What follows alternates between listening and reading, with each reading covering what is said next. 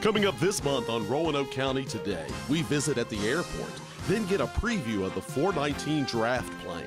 This and more coming up on RCT.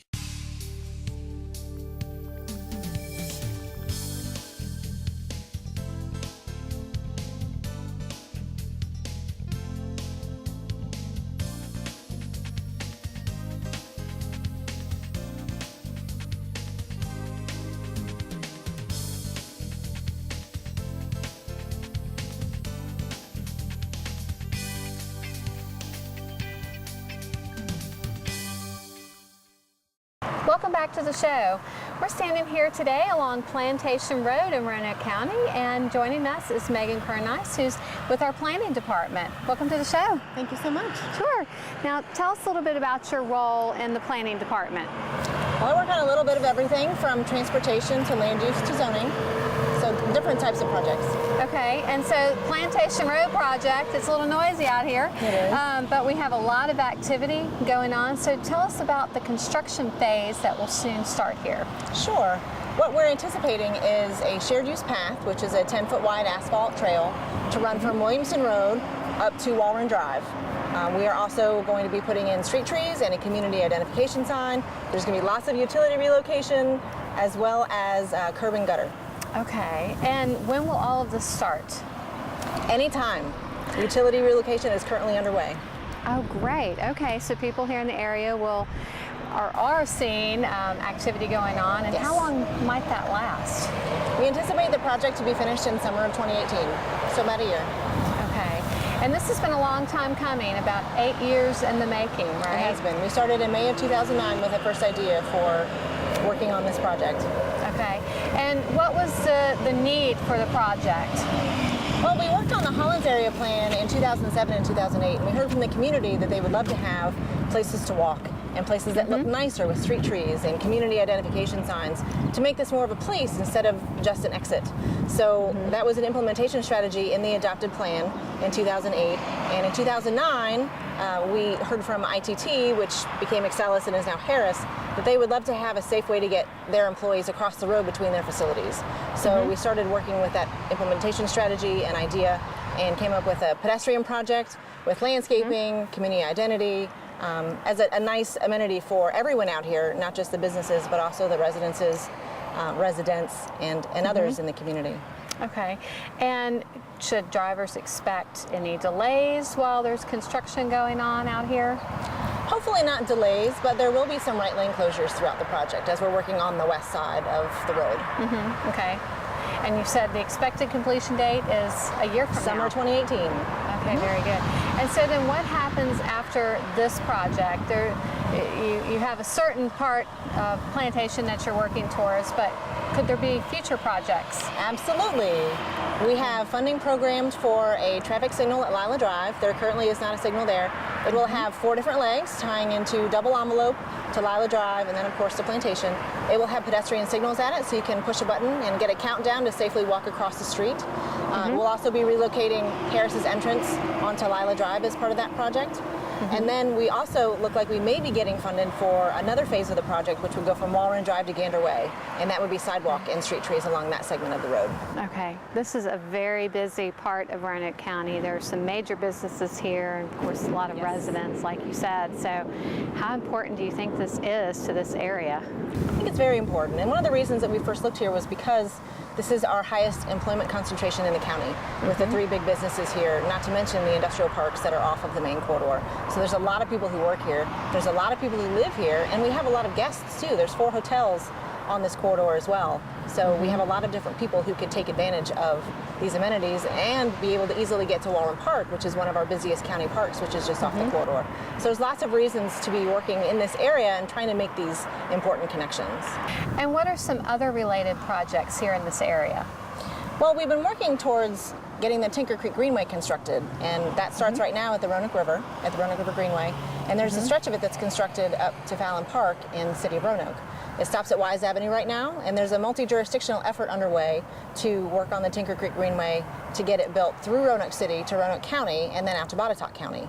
We currently have one piece of it here in the Hollins area, up over those mountains, that starts just north of Interstate 81 and continues over the mountain to the boat dock at Carvin's Cove.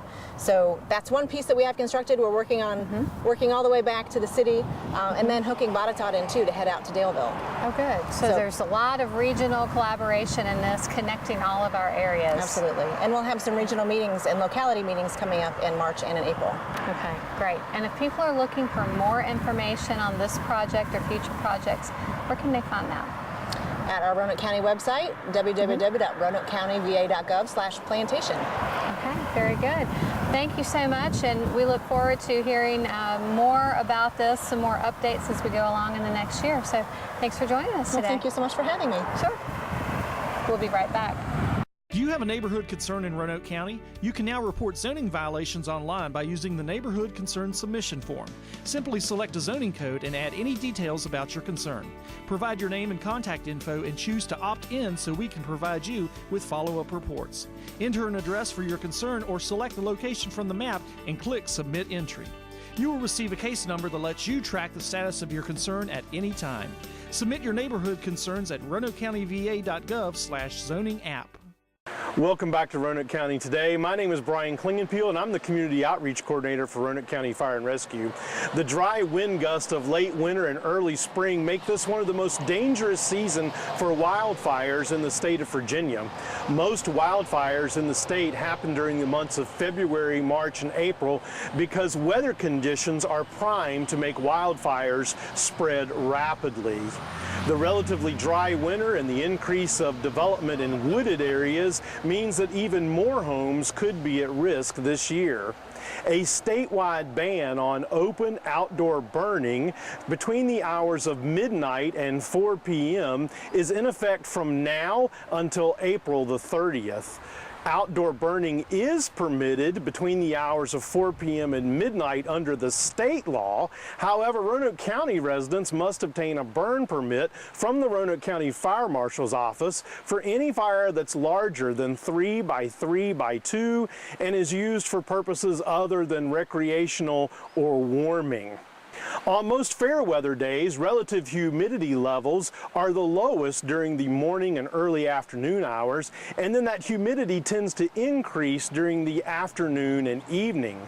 Wind speeds also tend to decrease in the evening hours. However, there are exceptions, and so extreme caution should be used when burning on those windier days.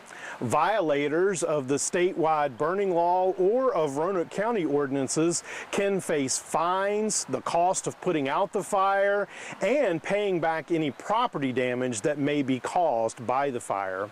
Backyard burns are the leading cause of wildfires in the state, and even a fire that you think you may have put out sufficiently can still cause embers to spread to leaves and grass when the wind picks back up. Even an improperly discarded cigarette that's carelessly tossed into a wood pile or leaves and sticks can cause a wildfire on these days of lower humidity, increased winds, and warmer temperatures, and that wildfire could threaten homes and lives. Smoking is the leading cause of home fire deaths in the United States. So when smoking outside, use a metal can filled with sand to extinguish the cigarette. Dry conditions persist in southwest Virginia, and a snowfall or a rain shower make people tend to forget that the vegetation this time of year is dry and dormant and can be easily ignited when the wind picks back up. The fire risk can change with the weather and with the local landscape. Homes and subdivisions that are surrounded by wooded areas can be at an increased risk of wildfires, even though they may be in a suburban area that is far away from the national forest. We at Roanoke County Fire and Rescue just want you to be extremely careful with any outdoor burning during these late winter and early spring months. Please don't forget that a burn permit is required from the fire marshal's office, and you can obtain that burn permit by contacting the fire marshal's office at 777-8732 or by visiting us on the web at roanokecountyva.gov/fire rescue.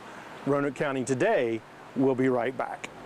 Have you ever wanted to find a book, read the latest issue of a magazine, or do research at your local library on a Sunday? Well, now you can. Our South County and Vinton libraries are now open from 1 to 5 on Sunday afternoons.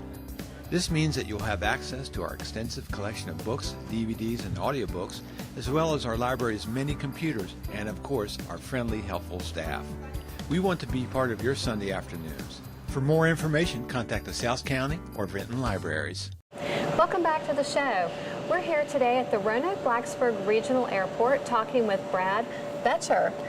Thank you for joining us today. You're welcome. Thank you very much for having me on. Sure. We want to hear everything going on at the airport, but first tell us what your job is here and what your role is. Sure. So I'm the Director of Marketing, Air Service Development, in addition to the Public Information Officer. So the way my job sort of breaks down into the 3 different roles is the marketing side, I try and get people to use the airport. The Air Service Development side, I work with the carriers to try and get improved service, whether it's better reliability, larger aircraft, new destinations, lower fares. And then as the Public Information Officer, I'm the PR person. I work with the media on getting our message out to the public. Okay, you have a large job. A lot of moving parts, so no 2 days are ever the same, and there's very rarely a dull moment. So. Right. Now, tell us some statistics here. How many flights, how many passengers go in and out of this airport? Sure. It fluctuates depending on season, but for a typical day, we will have about 22 flights a day.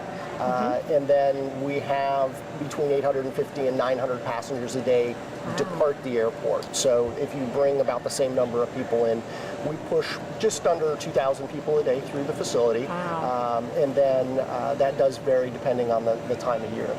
Okay, a lot of people coming in and out. And talk about some of the newer things going on here at the airport, probably to increase the passengers coming through. Yeah, so we had a very good 2016. It was the first year since 2011 that we had an increase in passengers on a year-over-year basis. So we were very excited about that. I'm fairly new here. I've been here just over a year. And one of the things that we've started doing is definitely advertising more and being more of a presence in the community. And encouraging people to fly local, fly from home, because what happens is the more people use the facility, the more leverage we have to advocate on their behalf with the carriers. They don't like to see an area where people aren't using the airport on a regular basis. So what we've really tried to do is encourage people to fly local, fly from home, use the facility, and then we go to the carriers and say, look, we're asking people to use it. They are.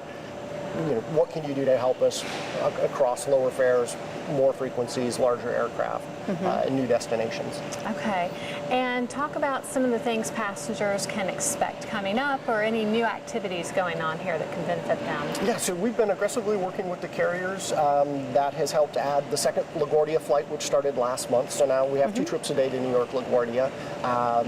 The service to Philadelphia in April is going to be upgraded from the 37-seat turboprop aircraft to 50-seat regional jets, so we're very excited about that. More capacity and a little bit nicer service offering from American there. They'll also be adding a couple of additional flights to Charlotte, including a late flight back from Charlotte, which will allow our business travelers to do a day trip on American out of Roanoke again, which is something we're very happy about. And that was something that was discontinued last summer, and we've been advocating to get that back. So we were really happy to see that. And then we're also, United Express will be adding another flight to Washington Dulles, which is a great international hub, which will help people be able to fly not only to the Northeast or to the West Coast, but also internationally. Okay, a lot going on here, certainly. A lot going on. We also have a passenger boarding bridge project that we're in the middle of. The bridges will start arriving next month and being installed. And these will be a nice upgrade over the bridges we have. The ones we have right now are at the end of the useful life. The new ones are going to have conditioned air. So in the summertime, they'll be air conditioned, and in the wintertime, they'll be heated.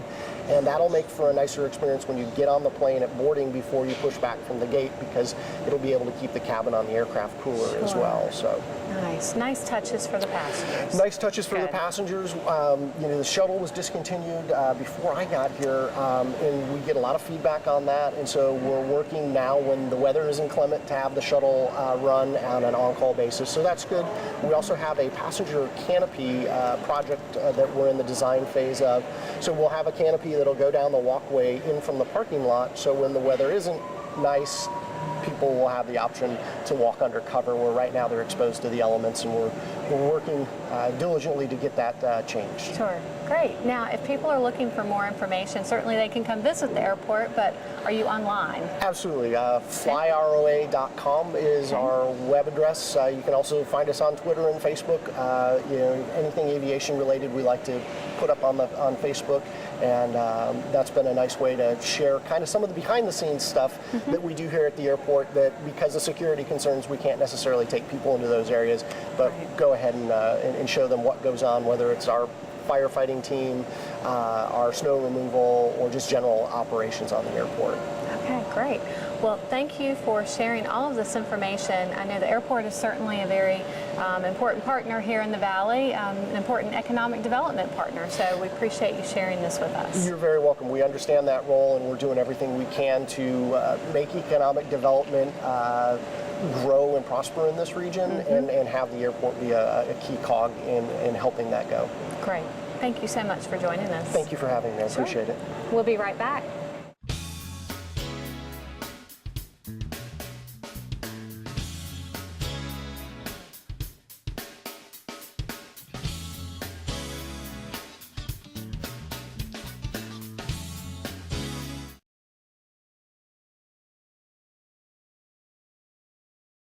April 15th. It's going to be a very, very big day at Explore Park. That's when we reopen for the season, the visitor center and the gift shop. And again, not that it hasn't been open, we have over 14 miles of hiking and biking trails, and there's almost 2 miles of the Roanoke River that run through the park. But this is when we really gear up all of our activities and events at the park. Once we open for the season, we will once again do our very, very popular Artisan Saturdays. There will be 3 of those during the season.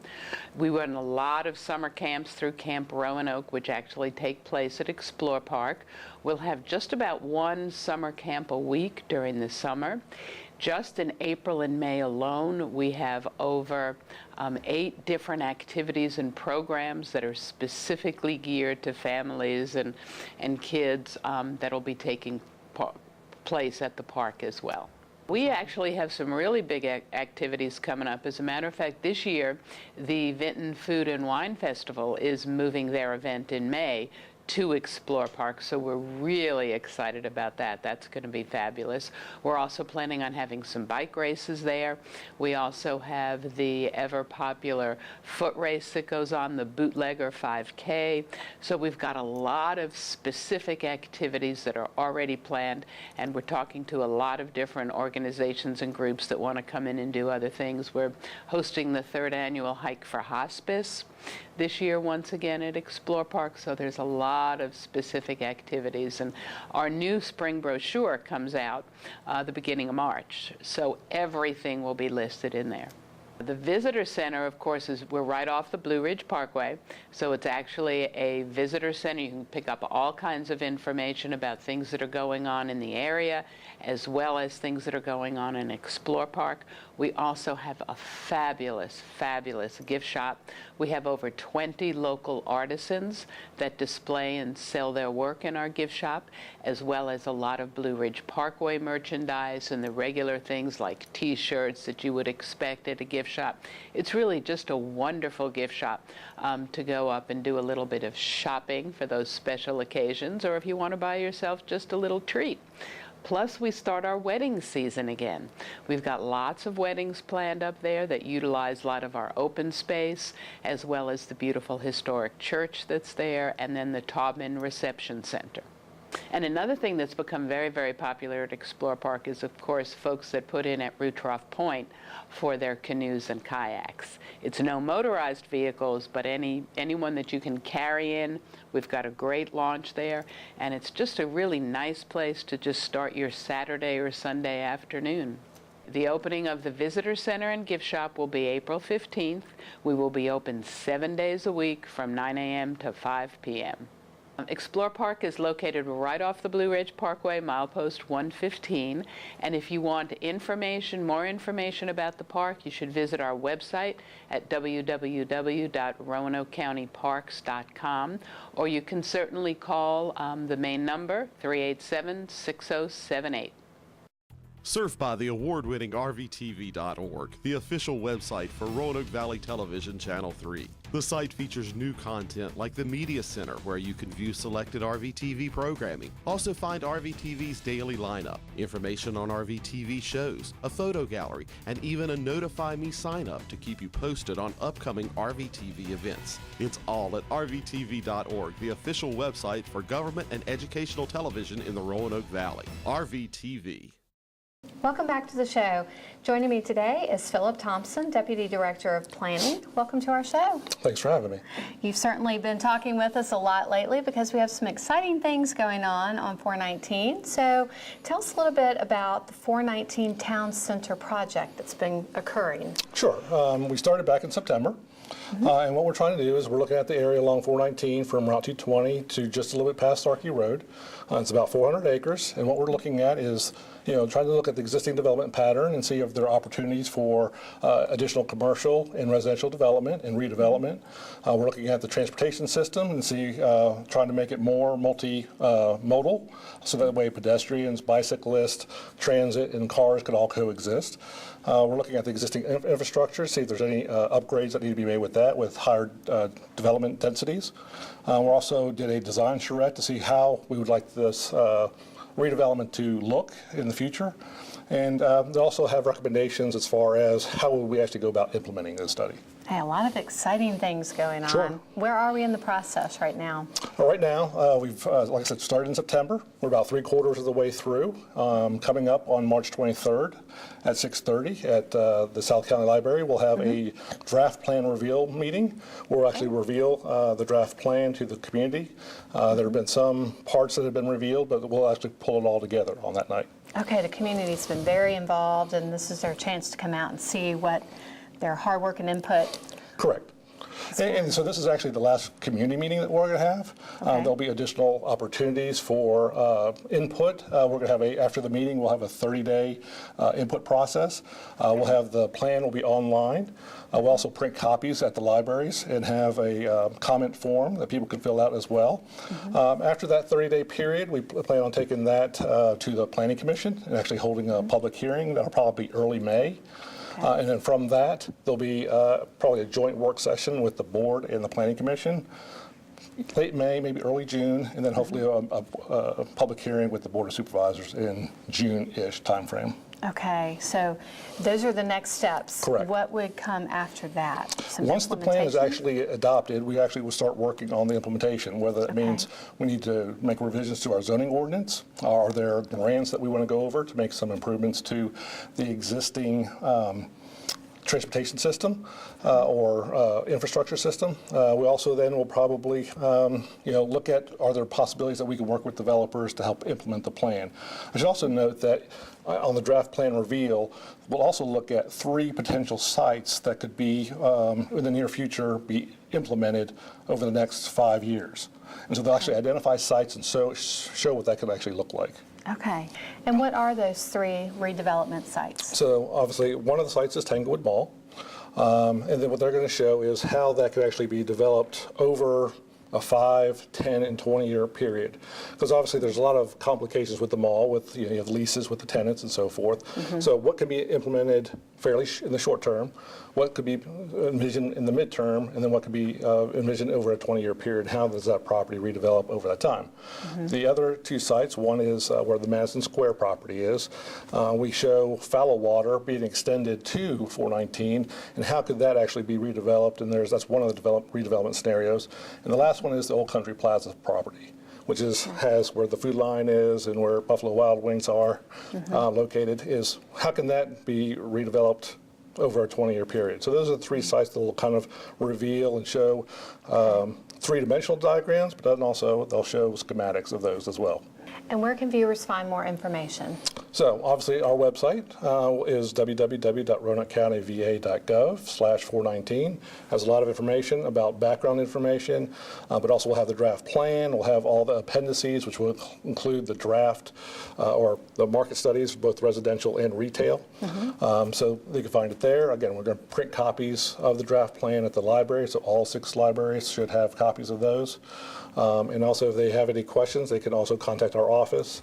So our phone number is 772-2065. Okay. And again, if people are interested in finding out more about the draft plan reveal, when will that be? That will be March 23rd at 6:30 at South County Library. Okay. We hope all of our viewers can come out for that. We hope so too. Okay. Thank you very much for joining us. Thank you. Okay. We'll be right back.